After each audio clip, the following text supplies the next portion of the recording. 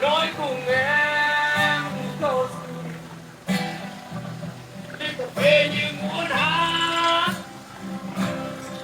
hát cùng em câu đường bay theo làn khói vé tình yêu lòng lành yeah, luôn đường bay theo làn tóc vé tình yêu mong manh anh mà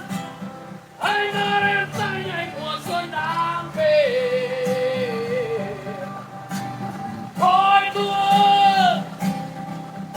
bao thua ly cà phê ban đêm